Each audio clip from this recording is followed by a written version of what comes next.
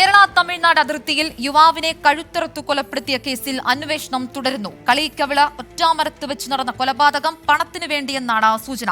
ഇന്നലെ രാത്രിയാണ് തിരുവനന്തപുരം കൈമനം സ്വദേശി ദീപുവിനെ കാറിനുള്ളിൽ കൊല്ലപ്പെട്ട നിലയിൽ കണ്ടെത്തിയത്.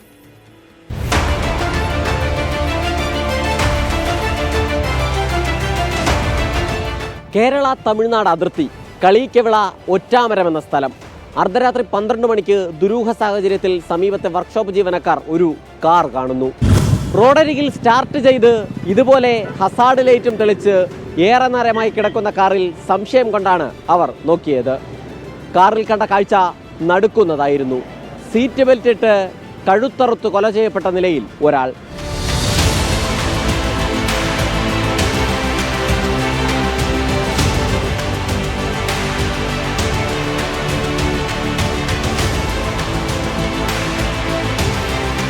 വിവരമറിഞ്ഞ കളിയിക്കവിള പോലീസ് സംഭവ സ്ഥലത്തേക്ക് പാഞ്ഞെത്തി.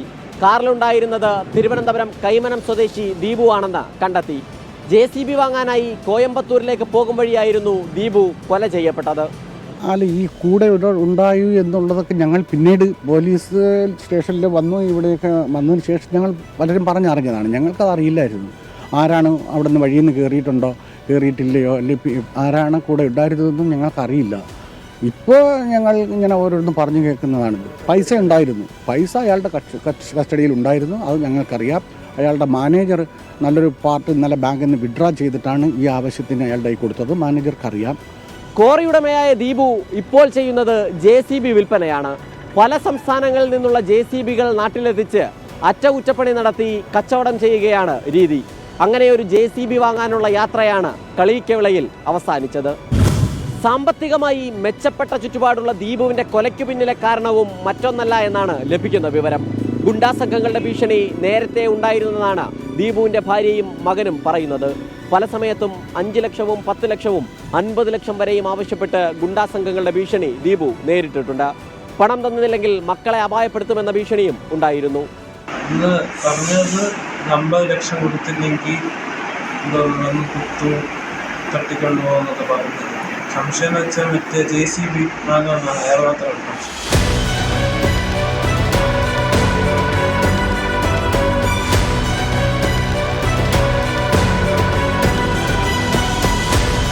JCB വാങ്ങാനായി 10 ലക്ഷം രൂപയും കയ്യിൽ കരുതിയായിരുന്നു ദീപു കോയമ്പത്തൂരിലേക്ക് യാത്ര പോയത്. വഴിയിൽ നിന്ന് സുഹൃത്തിനെയും ഒപ്പം കൂട്ടുമെന്ന് വീട്ടുകാരോട് പറഞ്ഞിരുന്നു. ദീപുവിന്റെ കാറിൽ നിന്ന് ഒരാൾ ഇറങ്ങി നടക്കുന്നതിന്റെ CCTV ദൃശ്യം പോലീസ് ശേഖരിച്ചു. സംഭവ സ്ഥലത്ത് വെച്ച് കാറിലേക്ക് അയാൾ കയറിപ്പോകുന്നതിന്റെ CCTV ദൃശ്യം ഉണ്ടായിരുന്നുമില്ല.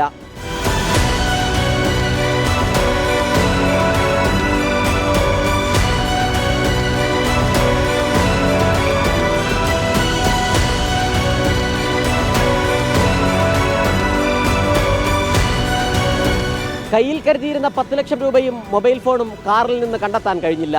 കൊലപാതകം നടത്തിയ ശേഷം പ്രതി പണവുമായി കടന്നുവെന്നാണ് പോലീസിന് ലഭിക്കുന്ന സൂചന. കന്യാകുമാരി SP സുന്ദരവദനത്തിന്റെ നേതൃത്വത്തിലാണ് കേസന്വേഷണം. 6 ടീമുകളായി തിരിഞ്ഞാണ് അന്വേഷണം. കേരള പോലീസിന്റെ സഹായവും തേടിയിട്ടുണ്ട്.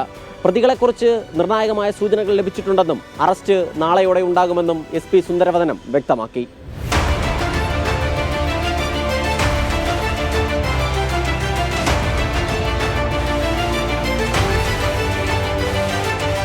എല്ലാ വശങ്ങളും പരിശോധിച്ചുള്ള അന്വേഷണമാണ് നടക്കുന്നതെന്നാണ് പോലീസ് പറയുന്നത്. അതിക്രൂരമായ കൊലപാതകത്തിന്റെ ചുരുൾ ഉടൻ അഴിക്കാനാകുമെന്ന പ്രതീക്ഷയിലാണ് പോലീസ്. ക്യാമറമാൻ വിപിൻ വേളിക്കൊപ്പം സലിം മാലിക്, 24 തിരുവനന്തപുരം.